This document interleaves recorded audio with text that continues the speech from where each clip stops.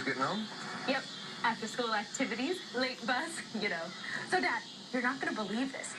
Brad came up to me on the stairs and said the most shocking thing to me. He said he has a huge secret. Sue, you know, I don't think it's that big a secret. No, it is. Guess what he said? A boy likes me. Brad said that? Yeah, he said a boy likes me.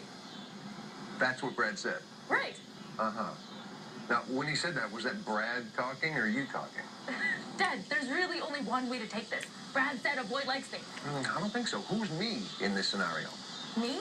You, or you, Brad? What? Let's say you wrote it in a book. Would it say, a boy likes me, said Brad? Why would a boy like Brad? What? Why would Brad say a boy likes him? That doesn't make any sense. Okay, forget it. I'm just gonna go tell Mom. Good plan.